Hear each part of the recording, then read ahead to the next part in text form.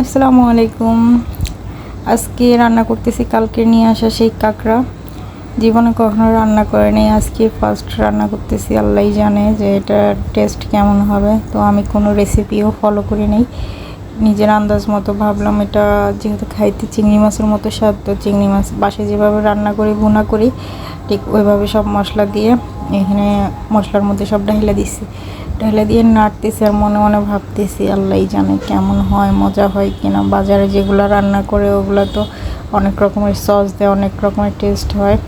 আমার ছেলে আবার এসে দেখে যাচ্ছিলো, ওর আবার কিউরিয়াসিটি বেশি। বাসায় নতুন কিছু রান্না করলে ও সারাক্ষণ শুধু পাকঘরেই থাকে, আশেপাশে ঘুরঘুর করে। তো ও আবার এসে আমাকে বলতেছে সস এনে দিব। আমি বলতেছি না, সস আনতে হবে না, দেখি না কেমন হয় টেস্ট। তো রান্নাবান্না তো আমরা করে নিছি, এখন আমরা খেয়েও নিছি। খেয়ে দিয়ে এসে তারপরে ভয়েস ওভার করতেছি। টেস্ট মাশাল্লাহ অনেক মজা হয়েছে, একদম বড় চিংড়ি মাছের টেস্ট যেরকম ঠিক ওরকমই টেস্ট হয়েছে। খাইতেছি আর একটা জিনিস ভাবতেছি যে ছোটোবেলায় আমাদের পুকুর থেকে দেখতাম যে আমার একটা হিন্দু বান্ধবী ছিল, মানে কাকি ছিল। তো ওই কাকি আমাদের পুকুরে গোসল করতে আসতো আর কাঁকড়া ধরে ধরে নিয়ে যেত। তা আমরা কত বড় ভুল করছি যে আমরা কখনো কাঁকড়া খাইয়া দেখিনি। তো আবার যখন নেক্সট বাড়িতে যাব চিন্তা করতেছি যে কাঁকড়া ধরে নিজেরা একবার ভুনা করে খাবো। কিন্তু আরও একটা বিষয় হয়েছে, সবাই হাসবে কিনা আমার উপরে। হাসলে হাসুক, কিন্তু তারপরে টেস্টটা অনেক মজা হয়েছে, অনেক ভালো হয়েছে। যে এখানে আমি বেশি না অল্প কতটুকু পানি দিচ্ছি, কিন্তু পানি দেওয়ার পরে কেমন জানি কাঁকড়ার খোলসগুলো ভাসে ভাসে রয়েছে আর কেমন জানি লাগতেছিল আমার কাছে। আমার কেমন জানি সন্দেহ হচ্ছিলো এগুলো কি রাখে মানুষ নাকি এগুলো সহই রান্না করে। আবার ভাবলাম না, আমরা যেখানে খাইছি সেখানে তো এগুলো সহই দিছে। আমি পানি দিয়ে নেড়ে চেড়ে এখানে ঢাকনা দিয়ে দিছি। তো আবার উঠে দেখতেছি কতটুকু হয়েছে। তো আবার একটু নেড়ে চেড়ে আবার ঢাকনা দিয়ে দিব।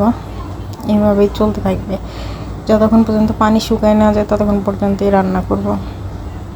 তো এই যে খোলসটা, এটারে আমি কিছুক্ষণ পরে একদম এটারে ভাঙে চূড়া চূড়া করে ফেলছি। ভালো লাগতেছিল না আমার কাছে। আর হ্যাঁ, আরেকটা কথা, আপনারা আমার ভিডিওগুলো দেখে লাইক করেন না কেন? একটু লাইক করলে, একটু সাপোর্ট করলে কি হয় আপনাদের? আমার চ্যানেলটাকে একটু সাবস্ক্রাইব করেন, একটু লাইক করেন, কমেন্ট করেন। এতে করে আমার চ্যানেলটা একটু গ্রো হবে, ভালো লাগবে আমার।